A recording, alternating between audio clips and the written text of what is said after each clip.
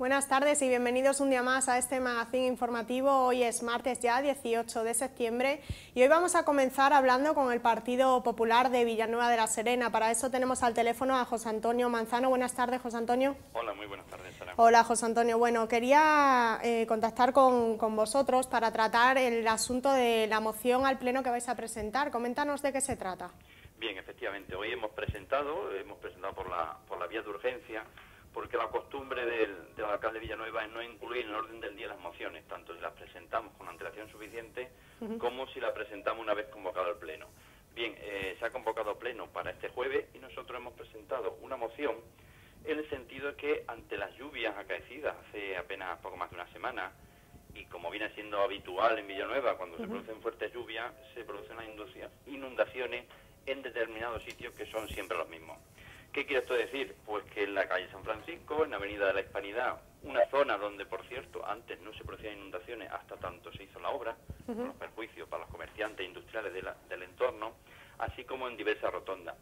Nosotros con esta moción lo que pretendemos es que el ayuntamiento defina y prepare un plan de actuación para evitar que se produzcan estas situaciones. Consideramos que los proyectos a fondo FEDER se tienen que regular y establecerlo para destinarlos a este fin. Nosotros, sobre los fondos FEDER, hemos presentado ya varias propuestas. Presentamos propuestas para un parking, presentamos propuestas para que se destinen o se elaboren con un objetivo de crear más empleo, y siempre son rechazadas. Ahora la propuesta que hacemos es para tratar de hacer algún tipo de trabajo que eviten estas inundaciones. José Antonio, vamos a ir, si te parece, un poco por partes. ¿Es habitual que pase esto en la localidad de Villanueva? Sí, cuando se producen fuertes lluvias siempre se produce en Villanueva. Es decir, lamentablemente determinadas zonas de Villanueva pues se produce una inundación, unas graves inundaciones, con lo cual determinados garajes, determinadas calles pues resultan intransitables, y además con el perjuicio que suponen de entrar a los establecimientos con el barro y el agua. José Antonio, ¿por qué el ayuntamiento no está preparado pues para gestionar situaciones de emergencia de este tipo? Nosotros entendemos que como siempre se producen y no se adaptan, es decir, la actividad que hace el ayuntamiento es una vez producida la lluvia, no se preparan ante este tipo de eventos, en nuestra opinión, desde luego. Como es, por ejemplo, decir que en la calle San Francisco es una calle que habitualmente se inunda, ya en años anteriores se ha inundado, han hecho obras en unas calles adyacentes, pero sigue persistiendo el problema. ¿Qué quiero decir? Que no se están tomando las medidas ni en el momento ni las medidas que se deben de tomar para solucionar este problema. Desde el Partido Popular, José Antonio, ¿consideráis que quizá el Gobierno invierte en otras cosas y ahora sería clave invertir para evitar esta problemática? Efectivamente, hay que tener en cuenta que las inversiones en el subsuelo, la inversión en los colectores, son inversiones que no se ven. La política del equipo de gobierno es hacer inversiones vistosas, inversiones en rotondas, y sin embargo se está olvidando, dejando de lado que estas inversiones que no se ven son fundamentales para el funcionamiento habitual del municipio. Se hacen obras nuevas, pero resulta que los colectores no tienen las dimensiones adecuadas a los colectores del entorno. ¿Qué quiero decir? Se provocan y se producen verdaderos embudos para evacuar el agua, como ha ocurrido en la avenida La Hispanidad. Vamos a profundizar un poco más, José Antonio, en ese plan de actuación que habéis propuesto. ¿En qué consiste? Nosotros lo que planteamos es que el ayuntamiento elabore un plan de actuación. Es decir, nosotros no definimos, sino las características que debía tener, porque evidentemente se tiene que hacer por técnico. Si el ayuntamiento no quiere hacerlo, desde luego nosotros haríamos las opciones para presentar. Nosotros lo que consideramos es que se tiene que hacer un estudio exhaustivo de las consecuencias y las causas de la lluvia en las inundaciones, una recopilación del análisis y de los antecedentes que provocan en esas zonas determinadas que se inundan, y por supuesto el estudio del entorno, así como las posibles alternativas, y un proyecto de participación pública y de técnicos, que una especie de concurso público de ideas pues se pueda ver qué solución se podría adoptar. José Antonio, como has comentado, pues es una problemática habitual en la localidad de Villanueva. ¿Por qué entonces el ayuntamiento no pone freno a este problema que surge cuando comienzan pues las primeras lluvias y el invierno en la ciudad? Sí, efectivamente, y lamentablemente el ayuntamiento toma medidas una vez que se producen inundaciones, y son medidas que resulta son solo parcheo y que no solucionan. Ya sabemos que el año pasado se produjeron estas inundaciones, y es evidente que a determinada caudal de agua se produce, pues es imprevisible, pero debe estar el ayuntamiento preparado. Es decir, no es de recibo, en nuestra opinión, que con 35 litros de agua en una hora se inunde como se inundó el viernes de hace 2 semanas, y sin embargo en otras ciudades con 80 litros cuando se producen estos daños. Evidentemente Villanueva no está preparada para grandes lluvias. ¿Cómo ha Deben de cogido, tomar las medidas necesarias. José Antonio, cómo ha cogido el equipo de gobierno, el Partido Socialista, esta moción que habéis presentado, este plan de actuación que proponéis? Bien, hasta ahora no tenemos la respuesta. Evidentemente, lo que viene haciendo el equipo de gobierno en estas circunstancias, en nuestras propuestas, es limitarse a descalificarnos, a decir que son propuestas demagógicas, y sin embargo no presentan alternativas ni actúan y tratan de solucionar el problema. Nosotros sí hacemos propuestas y sí presentamos alternativas, y lo que hace el equipo de gobierno es rechazarla. Al momento no tenemos conocimiento de la respuesta a esta moción, lo veremos en el Pleno porque obviamente la vamos a presentar en la vía de urgencia, y bueno, me imagino la respuesta será que ya están haciendo actuaciones para evitar la lluvia, pero desde luego consideramos que vienen a destiempo y quizás tarde se podrían evitar los daños del pasado viernes. José Antonio, ¿ya tiene fecha el próximo Pleno? Sí, este jueves, el día 20. Este jueves. ¿Y por qué creéis desde el Partido Popular que no se tiene en cuenta la opinión de la oposición en cuanto a propuestas se refiere, cuando lo único que buscáis, como dice José Antonio, es el beneficio pues de toda la ciudad y de los ciudadanos de Villanueva? Es evidente que lo que quiere el equipo de gobierno es no tener oposición, actuar con una soberbia que desde luego no es de recibo y con falta de transparencia. Trata de evitar la participación de la oposición, y nosotros desde luego no nos va a milanar ni vamos a dejar de trabajar y presentar propuestas y alternativas. Es la forma de trabajar del equipo de gobierno. Solo hacenlo en su propio beneficio y tratando de evitar cualquier tinte de oposición que se produzca. ¿Por qué hablas de esa falta de transparencia, José Antonio? Bien, porque desde nosotros, desde el momento que planteamos estas propuestas, tratamos de participar junto con el equipo de gobierno en la solución y no nos toman en cuenta. Ellos hacen sus propuestas, ellos utilizan los medios municipales a su antojo, y sencillamente nuestras propuestas, nuestra información no son recogidos por los medios municipales, que sí y únicamente recogen las propuestas, lo que son las notas y ruedas de prensa del equipo de gobierno. Hacen un trabajo de campaña del alcalde y de los concejales, y sin embargo tratan de borrar cualquier vestigio de oposición. José Antonio, ¿qué dice la ciudadanía? ¿Qué os dicen los ciudadanos de Villanueva en torno a este asunto?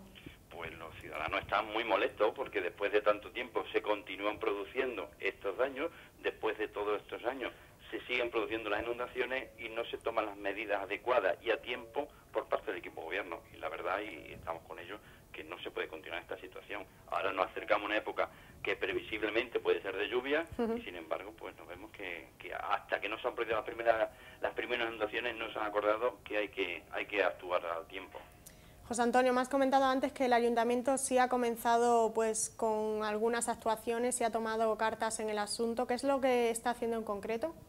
No, nosotros se nos anunció en comisión que se estaban haciendo obras o se iban a hacer obras para evitar esta situación. Desde luego esperemos que lo definan y nos expliquen exactamente qué es lo que van a hacer, por qué no lo han hecho antes y si realmente han previsto el resultado de esas obras. ¿Consideráis que esta moción va a ser bien acogida el jueves en el Pleno? Nosotros la proponemos para que se apruebe. Lamentablemente, con la política que viene haciendo el alcalde de Villanueva, pues la rechazará. Pero nosotros, desde luego, no por eso vamos a dejar de presentarla ante los ciudadanos y ante el Pleno de la Corporación. Resumiendo, José Antonio, el objetivo que perseguís con esta moción, ¿cuál es? Es que el ayuntamiento tome conciencia de la necesidad de este problema, que tenga previsto y que actúe antes que se produzca el problema y que defina realmente la solución para evitar estos daños de inundaciones que se producen en nuestra ciudad. En relación a otro asunto, José Antonio, al nuevo hospital, el alcalde en su reunión con el consejero sigue defendiendo la ubicación inicial que se previó pues en esta construcción del nuevo hospital. ¿Qué pensáis de todo este asunto? Bien, nosotros, la postura del Partido Popular en Villanueva, no hemos defendido el cambio de ubicación. Lo que nosotros defendemos y consideramos es que el equipo de gobierno ha actuado a destiempo. Ha tenido durante 7 años para reclamar la construcción inmediata del hospital, que es necesario, y sin embargo no ha hecho nada. En lugar de reclamar y, entre comillas, llorar al actual gobierno de Extremadura por la propuesta hecha de cambio de ubicación, lo que tenía que haber hecho es haber propuesto unos terrenos alternativos en términos de Villanueva, que es lo que sí efectivamente hubiera beneficiado a nuestra ciudad.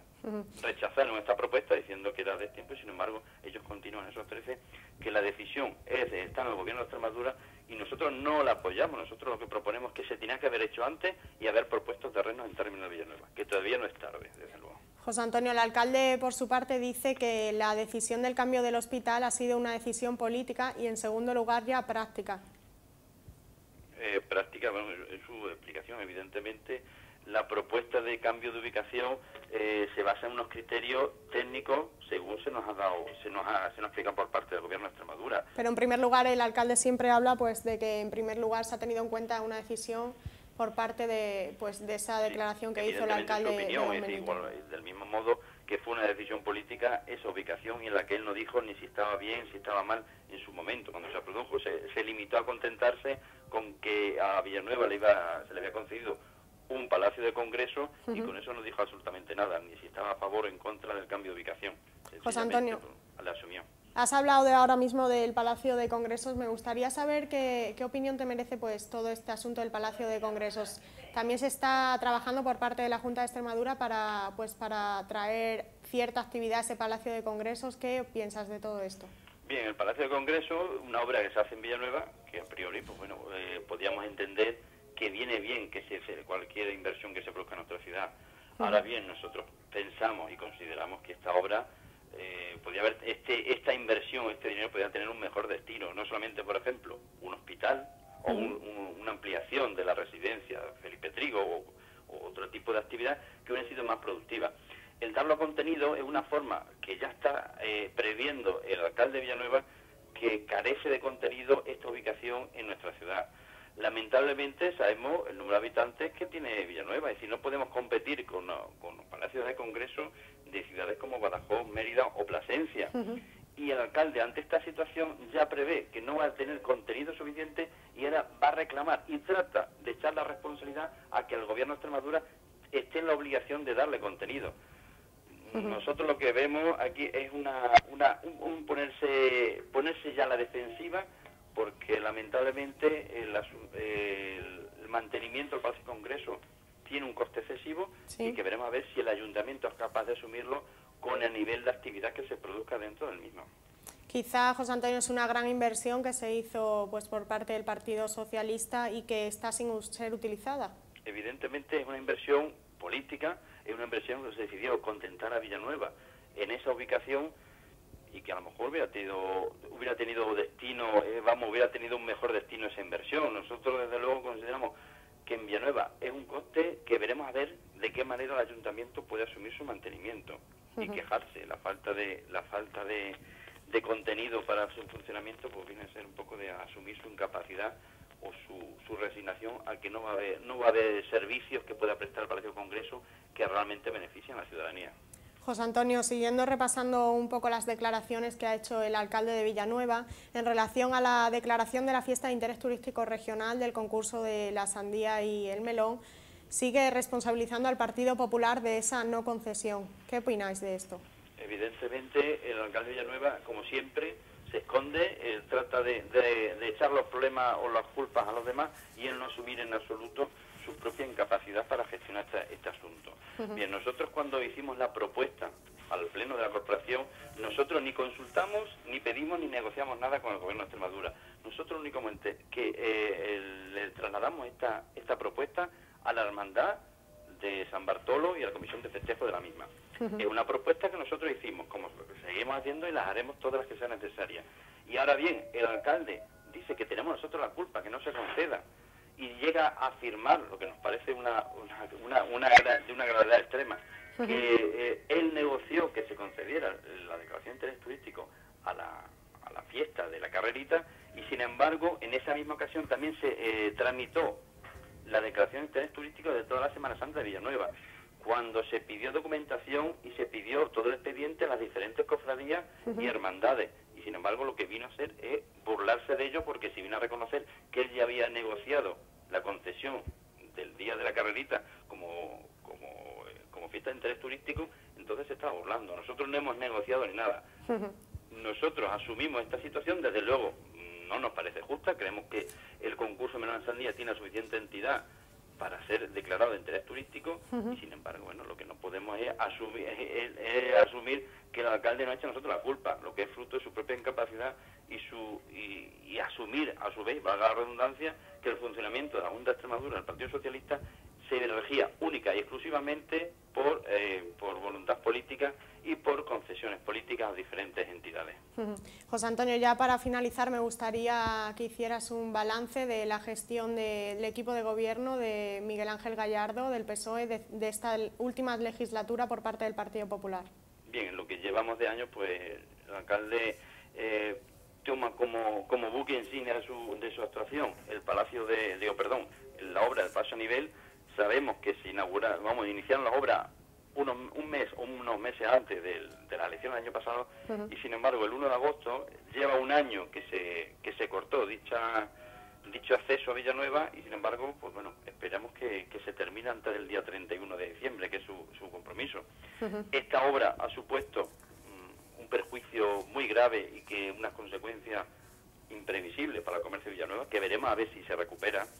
Y nosotros evidentemente consideramos que bueno, toda la obra pues al final pues quedará bien y estará vistosa, pero a lo mejor el resultado no va a mejorar o no va a provocar que la pérdida de comercio para nuestra ciudad pues se pueda asumir.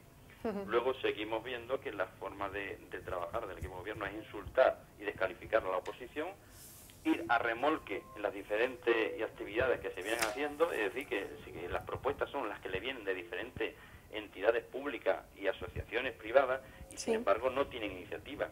Están a remolque, tratan de participar, vemos que asumen una situación de crisis económica, pero sin embargo dicen que la culpa es del Partido Popular. Pues bueno, pues sencillamente lo que está haciendo el equipo de gobierno y el señor Gallardo es buscar el enfrentamiento con el gobierno de Extremadura de José Antonio Monago, muestra su falta de capacidad de hacer obras y trabajos para Villanueva. Hay que trabajar más por Villanueva y no echar culpa a los demás de la incapacidad de gestionar los recursos disponibles. Pues muchas gracias una vez más, José Antonio Manzano, del Partido Popular de Villanueva, por haber atendido nuestra llamada y estar esta tarde con nosotros. Muchas gracias a vosotros. Un saludo. Bueno, vamos a continuar y nos vamos ahora hasta la localidad de Mérida para hablar con el concejal de Cultura, con Ángel Pelayo, y queremos hablar con él de la tercera edición de Mérida Lúdica, esta actividad que lleva ya, pues como digo, 3 ediciones y que se llevará a cabo el próximo día 28 de septiembre. Va a comenzar la tercera edición, como digo, y este año trae la novedad de que se va a implantar la primera noche en blanco. Queremos conocer, pues, de mano del concejal de Cultura, como digo, de Ángel Pelayo, de qué se trata esta primera noche en blanco, qué actividades se van a llevar a cabo a lo largo de toda esta tercera edición de Mérida Lúdica y, pues, cómo han gestionado toda esta actividad. Tenemos ya al teléfono a Ángel Pelayo. Buenas tardes, Ángel. Muy buenas tardes. Hola, Ángel. Bueno, estaba adelantando un poco que vamos a hablar contigo de esta tercera edición de Mérida Lúdica. Coméntanos, ¿cuándo se va a llevar a cabo? Pues con mucho gusto. Vamos a ver, Mérida Lúdica es un evento cultural de muy bajo coste, porque está basado en el voluntariado y en la participación ciudadana, y que recrea pues la vida y costumbres de la época romana del Imperio del siglo I, y se va a desarrollar en Mérida, naturalmente, durante los días 28, 29 y 30 de septiembre, es decir, ya falta muy poquito. Es la tercera edición ya que se hace de este evento de Mérida Lúdica. Sí. Es una iniciativa que ha sido desarrollada pues por varias instituciones, por la Consejería de Educación y Cultura del Gobierno de Extremadura, por la Trinidad Nogales, por el Consorcio de la Ciudad Monumental y también pues por el excelentísimo Ayuntamiento de Mérida, concretamente la Delegación de Cultura, Museos y Patrimonio Histórico, de la que yo soy titular. Y bueno, fue presentada ayer en rueda de prensa por el alcalde Pedro Acedo, acompañado de representantes de las otras 2 instituciones. Ángel, coméntanos qué novedades va a tener este año esta tercera edición de Mérida Lúdica en relación a las ediciones anteriores. Pues bueno, podemos hablar en primer lugar que cambia su ubicación. El Mérida Lúdica en las 2 ediciones anteriores se ha celebrado en el Circo Romano, pero hemos pensado, quienes hemos organizado este evento, que sería mejor trasladarla al centro, porque el centro de Mérida pues tiene más vida al fin y al cabo, ¿no? Entonces se va a celebrar en el Templo de Diana, un entorno precioso y que ha sido remodelado hace poco tiempo, reúne todas las condiciones porque tiene una plaza que lo rodea, donde la gente podrá pues estar muy a gusto, y también vamos a hacer una, como hecho novedoso, la noche en blanco, la primera noche en blanco. ¿En qué consiste esta noche en blanco, Ángel? Bueno, pues vamos a ver. Durante el transcurso de la primera noche romana en blanco, que es como la hemos llamado, pues vamos a ver, la mayoría de los monumentos de la ciudad van a permanecer abiertos desde las 10 de la noche hasta las 3 de la madrugada. Y la noche del 29 al 30 de septiembre, porque son Emerita Lúdica, son 2 noches, pues la última noche, la del 29 al 30, se va a mantener abiertos los monumentos. Aquellos que sean de libre acceso, pues naturalmente permanecerán iluminados, y los que no, pues se podrá acceder gratuitamente. También abrirá el Museo Nacional de Arte Romano, y bueno, y mañana o pasado pues tengo prevista una reunión con el arzobispado y también con el director del consorcio, con don Miguel Alba, para ver la posibilidad también de abrir las iglesias más señaladas y pudiéramos decir más antiguas de la capital de Extremadura, de Mérida. Por ejemplo, la iglesia de Santa Eulalia, que tiene unos restos arqueológicos maravillosos, está muy centrada en la figura de la patrona de Mérida, de Santa Eulalia. Sí, dime, Ángel, dime. Por otra parte, también queremos implicar a la hostelería emeritense para que, bueno, pues para que se fomente la ambientación romana en terrazas y locales, y si es posible también pues que se impliquen pues los trabajadores, los camareros, y vistan también de época romana. Sí. ¿Qué objetivo principal se pretende con esta primera noche en blanco? Pues en primer lugar, poner en valor el patrimonio histórico de la ciudad. Mérida es patrimonio de la humanidad, es ciudad patrimonio de la humanidad, y vive en gran parte pues de su historia y de su acervo cultural. Es preciso atraer visitantes a Mérida, cuanto más mejor, y también impulsar el comercio.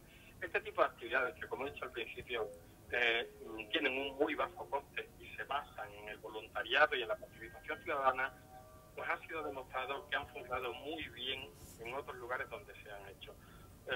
La Noche en Blanco es una iniciativa cultural para quienes no lo sepan, que se creó en París en el año 2002 y se ha extendido a capitales y ciudades europeas y también en España. La primera Noche en Blanco en Madrid se celebró en septiembre del 2006 con un gran éxito.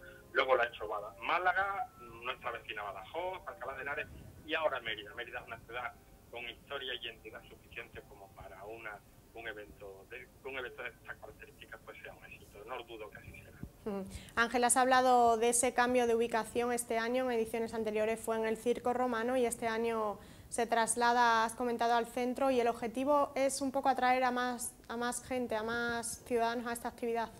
Hombre, naturalmente.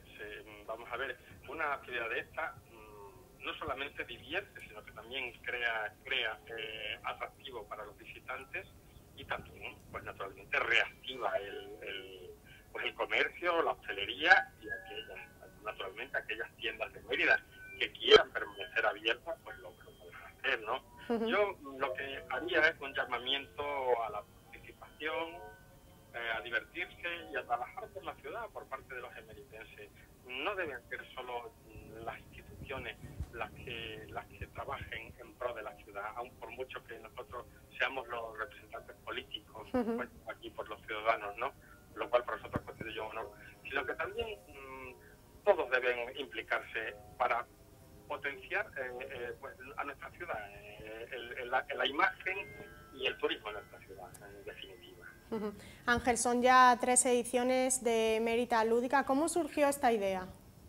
Pues esta idea surgió de varias instituciones, como he dicho, del Consorcio Arqueológico y Monumental de la Ciudad de Mérida, en primer lugar, a la que rápidamente, viendo la oportunidad que se ofrecía Mérida, pues se unió naturalmente el Ayuntamiento de Mérida, que no podía ser menos, y también la Consejería de Educación.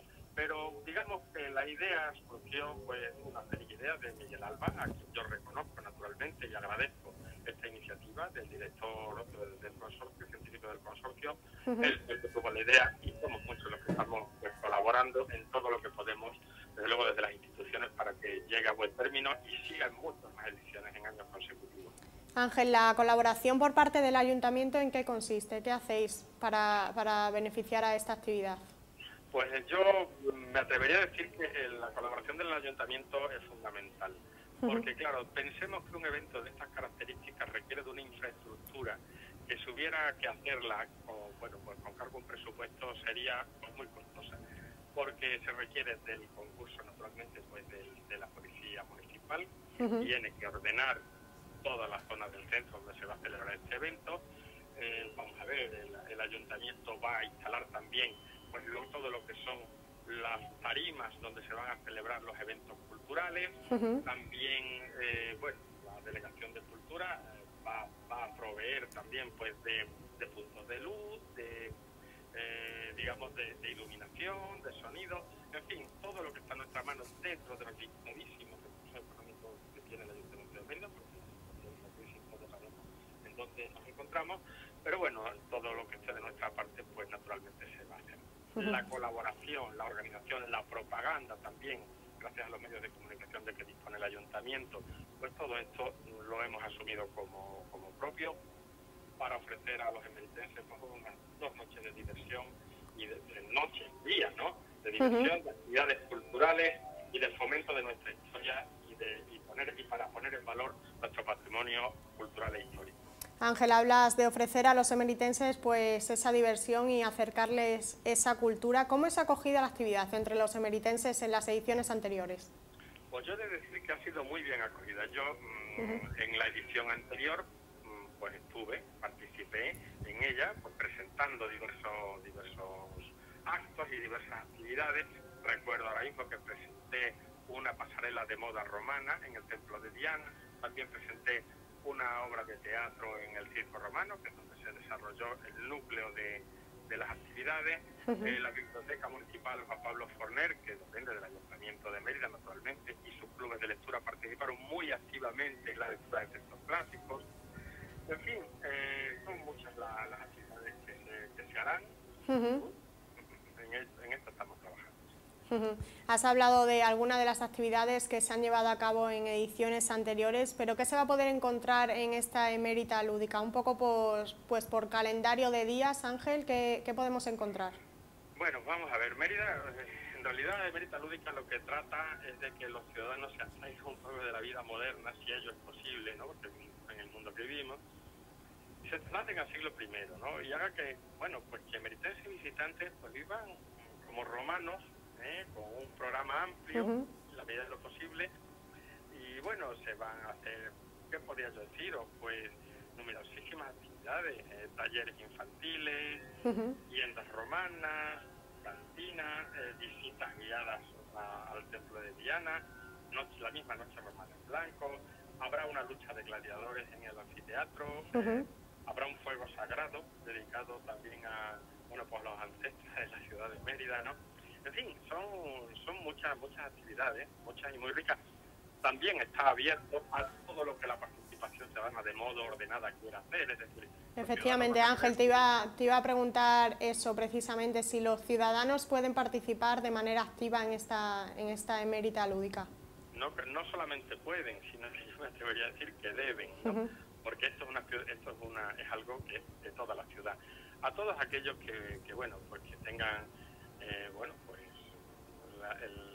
digamos el detalle de vestirse, de ambientar la ciudad vistiéndose de romanos en esta fecha, ellas son instituciones culturales que están muy dispuestas a colaborar, pues tendrán un descuento importante en cuantas actividades se hagan, porque algunas de ellas naturalmente pensemos en las tiendas, en las visitas a determinados monumentos que a lo mejor hay que pagar una pequeña entrada, pues bueno, se les facilitará gratuitamente el acceso a todas las personas que vayan vestidas de romano, y bueno, y tendrán descuentos en algunas de las actividades y también quizá en algunos establecimientos de hostelería. A todo el que participe activamente, desde luego, va a ser tratado con todo el cariño y con toda la deferencia por parte de los organizadores. Habláis de que es un viaje pues al siglo I. Al siglo I, efectivamente. El primero antes de Cristo, que fue realmente pues cuando Mérida se estaba digamos construyendo, ¿no? Mérida se funda el año 25 antes de Jesucristo, y bueno, y tenemos naturalmente pues ya 2000 años de historia, ¿no? Lo que tratamos es naturalmente de, como decía antes, abstraerse un poco y divertirnos pensando en cómo sería aquella Mérida. Mérida tiene rincones que verdaderamente son ruinas romanas, ¿no? Pero uno puede sentirse y pisar aquellas piedras milenarias que bueno, que pisaron nuestros antepasados. Hemos hablado de que la actividad, Ángel, va a durar 3 días, ¿no? Del 28 al día 30, y me imagino que esto supone una inyección también muy importante a la economía de la ciudad. Así lo pretendemos, así lo pretendemos.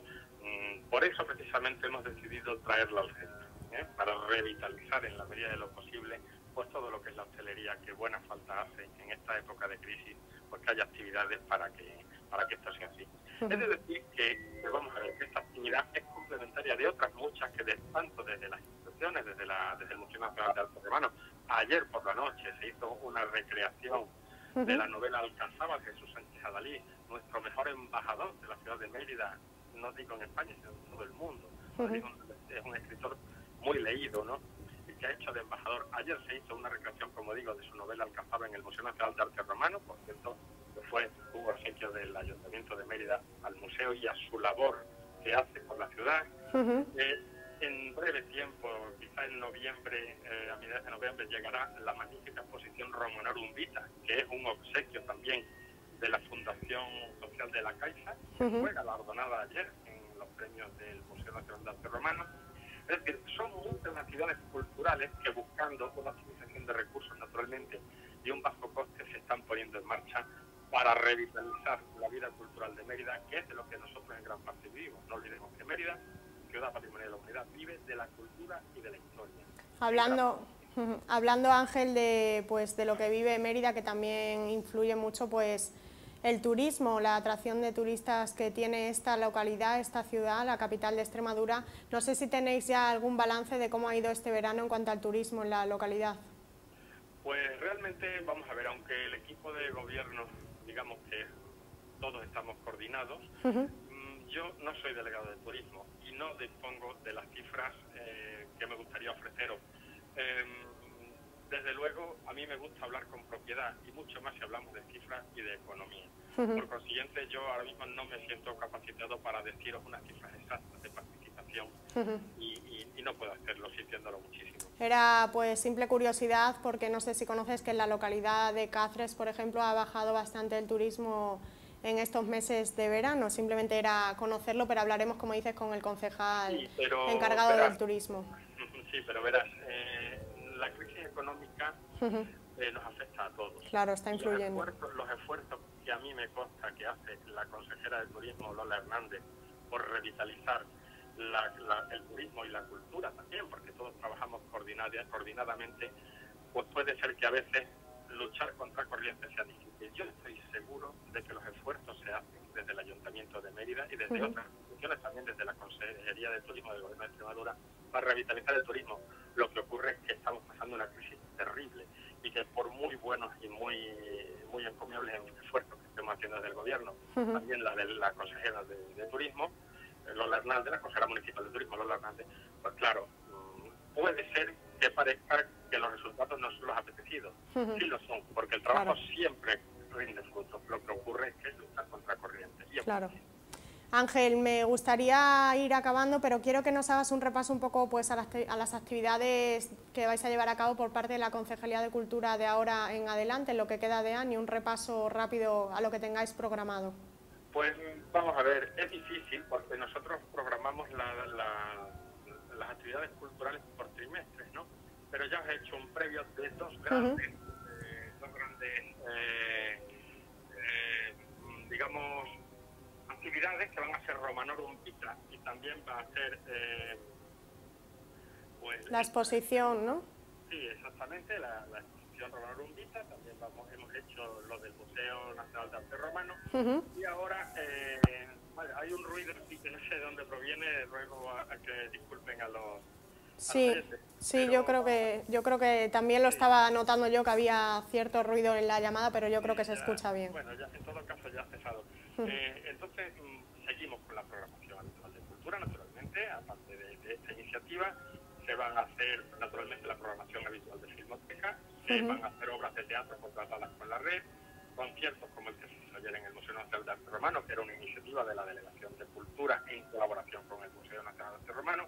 Y la programación cultural y la vida cultural de Mérida sigue adelante contra viento y marea, poniendo naturalmente con mucha imaginación y mucho trabajo para suplir con las carencias presupuestarias que hoy en día a todos nos afectan. Ángel, ya para finalizar, me gustaría saber tu opinión acerca de la implantación de la subida del IVA cultural. ¿Cómo va a afectar esto a la cultura? ¿Se trata un poco pues, de alejar la cultura quizá de los ciudadanos? Vamos a ver, el presidente del Gobierno de Extremadura, José Antonio Monago. En Extremadura hay que recordar que el presidente ha dicho que no va a afectar a esta comunidad, pero ya te pregunto a nivel general, ¿qué te parece esta medida que se ha tomado? Pues a mí me parece negativa contra la cultura, la verdad. Yo creo que la cultura debe ser, como dijo el presidente Monago en su discurso del Día de Extremadura, y con gran acierto, creo que la cultura es un bien, es una inversión del futuro. Es decir, todo aquel acervo cultural, todo lo que sea refinar, educar a la población, es hacer mejor a la población. Claro. Y es, naturalmente, sobre todo a los jóvenes, es invertir en futuro. Si la cultura llega a ser, por desgracia, un bien, un artículo de lujo, pocas personas podrán acercarse a ella, sobre todo en estos tiempos de crisis. Y tenemos que invertir en el futuro. Conocimientos, cultura, educación, todos son los pilares de la sociedad que nos viene adelante. Y creo que esta es la intención, aunque no quiero interpretar al presidente, pero creo que esta era su intención en su discurso, y me parece muy acertado que se ayude a la cultura, pues suavizando en la medida de lo posible el impacto de la crisis con una bajada del impuesto. Muchas gracias, Ángel Pelayo, concejal de Cultura del Ayuntamiento de Mérida, por haber atendido nuestra llamada. Gracias a vosotros, siempre estoy a vuestra disposición. Un saludo a todos los oyentes. Muchas gracias, Ángel. Gracias. Bueno, vamos a continuar también con otro asunto en la misma localidad, la localidad de Mérida, y queremos hablar con Álvaro Vázquez, que es concejal del partido de Izquierda Unida, porque Izquierda Unida Mérida afirma en nota de prensa que Pedro Acedo, el alcalde, miente a la hora de explicar las diferencias del coste de la basura entre las ciudades de Mérida y de Badajoz. Queremos conocer y profundizar un poco más por qué Izquierda Unida ha hecho estas declaraciones, porque ha llegado a decir que el alcalde de la ciudad, de la capital extremeña, miente cuando hace alusión al coste de la basura, en esa diferencia entre las dos ciudades de Extremadura, en cuanto a Mérida y a Badajoz. Queremos conocer más profundamente por qué hacen esta declaración, como decía Álvaro. Buenas tardes. Hola, buenas tardes. Hola, Álvaro. Bueno, estaba adelantando un poco el motivo por el que queremos hablar contigo, y es esa declaración, esa afirmación por parte de Izquierda Unida en que decís que Pedro Acedo miente a la hora de explicar las diferencias entre el coste de la basura entre las ciudades de Mérida y de Badajoz. ¿Por qué hacéis esta afirmación? Bueno, nosotros hemos constatado, según los datos del Ayuntamiento de Mérida y los datos publicados del Ayuntamiento de Badajoz, que esa diferencia que hay en el número de habitantes entre una ciudad y otra, ya que Mérida tiene 57.000 habitantes y Badajoz 151.000, el servicio de basura en Badajoz cuesta unos 63 euros por habitante al ayuntamiento, mientras que en Mérida cuesta 100 euros. Nosotros hemos llamado la atención sobre este hecho. Entendemos que se debe o a la incompetencia de los distintos equipos de gobierno que hay en nuestra ciudad, o a la supuesta connivencia entre este equipo de gobierno y la empresa a la que ahora mismo está gestionando la privatización de este servicio. Pues bien, el alcalde de Mérida lo que ha respondido es que la diferencia entre este precio se debe a que en el precio del contrato de Mérida está incluido en la limpieza de parques, y jardines. Sí. Y bueno, pues viendo la liquidación del presupuesto del año 2010 elaborado por el Servicio de Intervención del Ayuntamiento de Mérida, cualquier persona puede constatar que por una parte están señaladas los créditos presupuestarios correspondientes a la recogida de basura, a la limpieza viaria, a la recogida selectiva de cartón, de plástico o de envases ligeros, y por otra parte, en una consignación presupuestaria diferente, bajo el epígrafe el limpieza y mantenimiento de jardines, FCC, que significa Fomento de Explotaciones Contratas, pues hay una consignación presupuestaria aparte de 2.970.000 euros. Por lo tanto, si está recogido en partidas distintas, sencillamente porque pertenece a contratos diferentes, y por lo tanto en la partida que nosotros señalamos como aquella que establece el coste del servicio de basura en Mérida, no está incluida la limpieza y el mantenimiento de los jardines. Álvaro, ¿por qué consideráis, quería saber, por qué consideráis que el alcalde hace estas declaraciones? ¿Por qué miente según vosotros? Bueno, una de dos. O sencillamente ahora mismo no sabe dónde meterse, o sencillamente no tiene idea de lo que dice. Y en cualquiera de los dos casos pues nos parece muy triste, ¿no? Yo entiendo que si el alcalde considera que el régimen económico que rige la privatización del servicio de basura es el idóneo, pues entonces lo que tenía que hacer es poner sus argumentos, ya que fue precisamente en tiempos en los que era alcalde en los que se privatizó este servicio. Como no expone ningún argumento ni ninguna razón, sino que sencillamente lo que hace es dar una idea o un argumento que no es cierto, coge la documentación municipal, pues entonces, pues, como digo, o bien miente o no tiene idea de dice. ¿Por qué ese continuo enfrentamiento, Álvaro, entre el equipo de gobierno y la oposición? ¿Por qué esa falta de acuerdo? Nosotros únicamente lo que hemos hecho es constatar la diferencia entre el corte que hay entre el servicio de basuras en la ciudad de Badajoz y el servicio de basuras en la ciudad de Mérida, teniendo en cuenta que es la misma empresa la que presta el mismo servicio. Y aquí lo que vemos es que una ciudad como Badajoz, que tiene el 265% de la población de Mérida, tiene un coste de precio de la basura que es solo un 50% superior a la de Mérida. Por lo tanto, está claro que el precio de Mérida es absolutamente abusivo. En Mérida nos gastamos más o menos unos 1.000 millones de las antiguas pesetas al año en un servicio, mientras que en Badajoz, que tiene el triple de población por el mismo servicio, gastan en torno a 1.500 millones, ¿no? Aproximadamente. ¿Qué beneficio, Álvaro, tiene el consistorio pues de no decir la verdad a los ciudadanos? ¿Por qué crees que lo hace? Bueno, pues eso habría que preguntar al alcalde. Por eso nosotros, en la nota de prensa que hemos sacado, lo que hemos hablado al alcalde y lo que hemos señalado es que estamos deseosos de que el alcalde nos explique por qué, si en el presupuesto que han consignado en cantidades distintas el mantenimiento de parques y jardines y la basura, porque él dice que la cantidad en la que se incluye la basura también está incluido los parques y jardines, porque no es así, sencillamente no es así. En relación, Álvaro, un poco a la situación económica del consistorio, el Ayuntamiento ha cerrado el año 2011 con 7,9 millones de euros de desequilibrio y un remanente de tesorería negativo de prácticamente 23 millones. ¿Cómo veis la situación? Bueno, pues evidentemente la situación del Ayuntamiento es muy difícil. En estos términos nosotros lo que estamos haciendo es intentar llevar iniciativas de acuerdo con nuestro programa. Por ejemplo, para fomentar el ahorro, nosotros ya hemos registrado una ayuda para iniciar un conflicto de competencia con la Junta de Extremadura, para que sea la Junta de Extremadura quien se haga cargo del abono del mantenimiento de los costes del Conservatorio Esteban Sánchez, puesto que es competencia de la Junta de Extremadura y no del Ayuntamiento de Mérida, ¿no?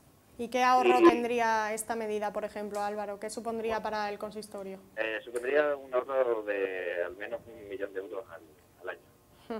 En una legislatura son 4 millones y entiendo que es una cantidad apreciable. También hacemos ya 3 iniciativas para aumentar la presión fiscal sobre aquellas personas o aquellos titulares de viviendas que tienen en medio de una vivienda y aparte de la propia que tengan en uso, tenga en otras vacías, ¿no?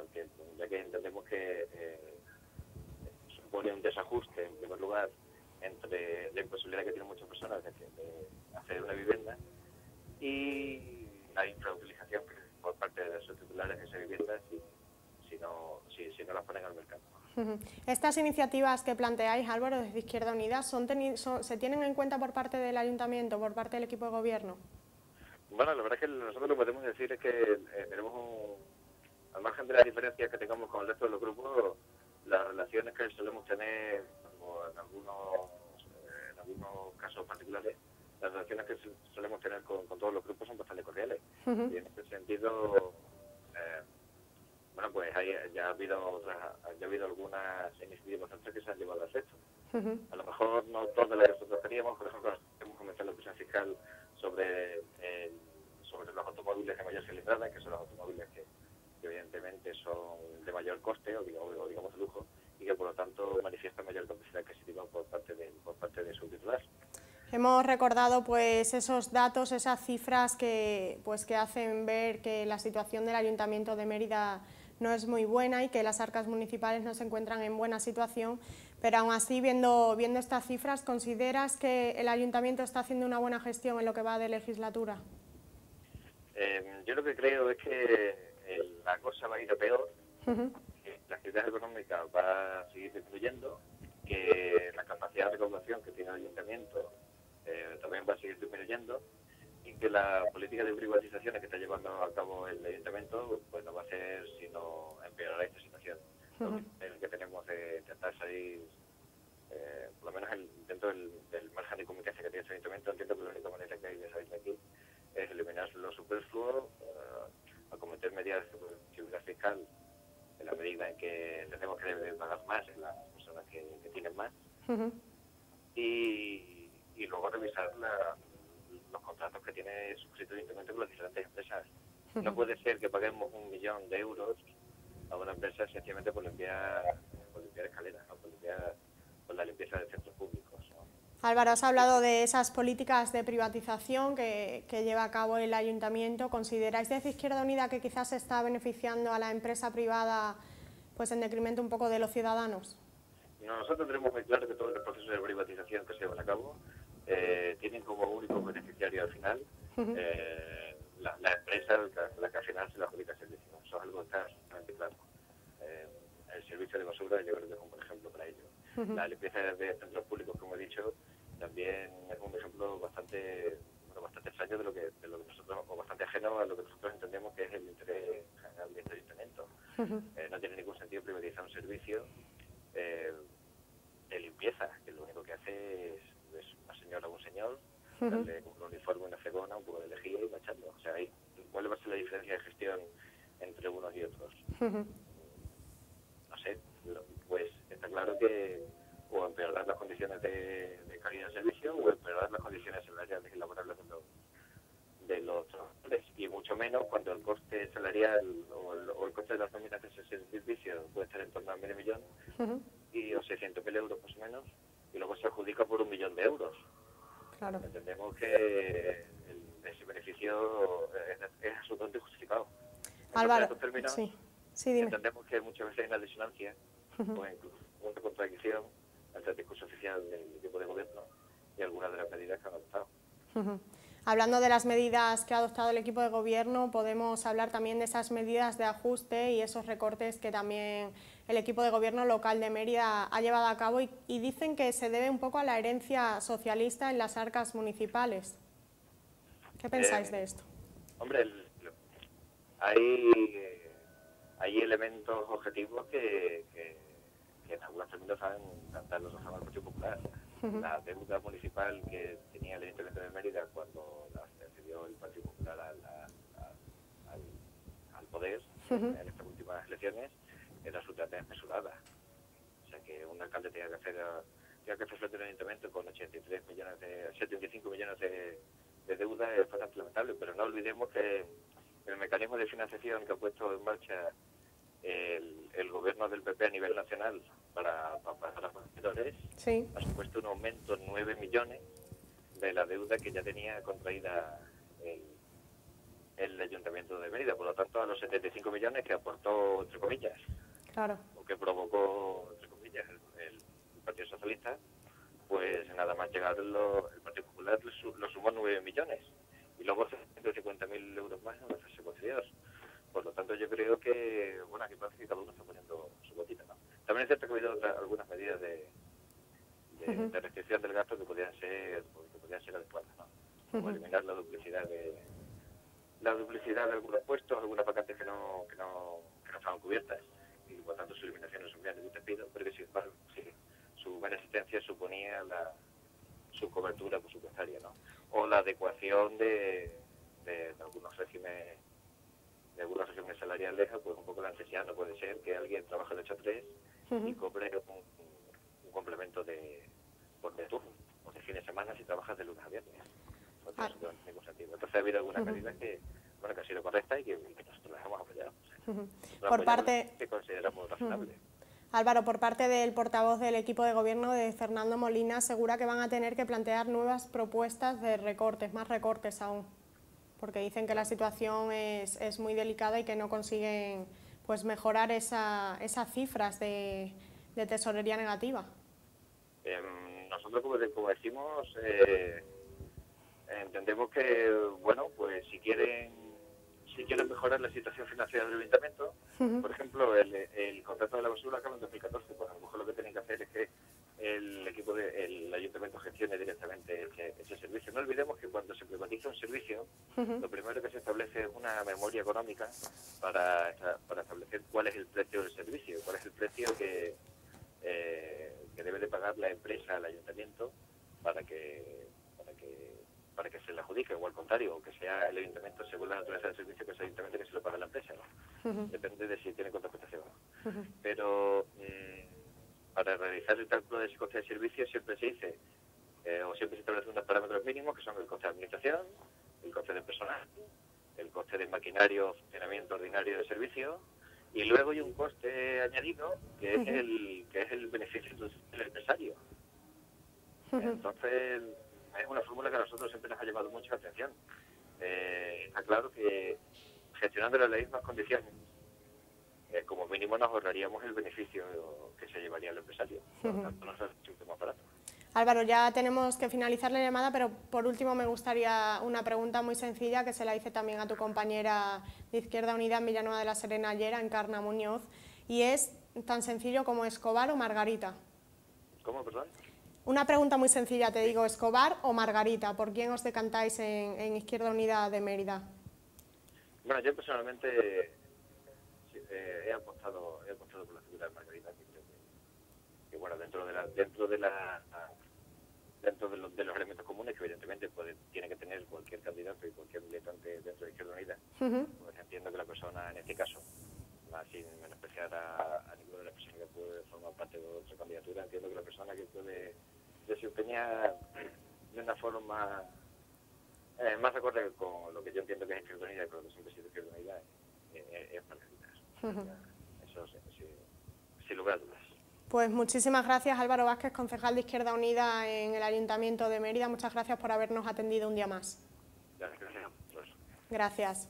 Bueno, vamos a hacer una pequeña pausa publicitaria para descansar y continuamos después con el portavoz del Partido Socialista aquí en la localidad de Cáceres, con Vicente Valle, para tratar con él diferentes asuntos de esta ciudad, de esta ciudad de Cáceres y toda la gestión que está realizando el Partido Popular. Continuamos en un momento.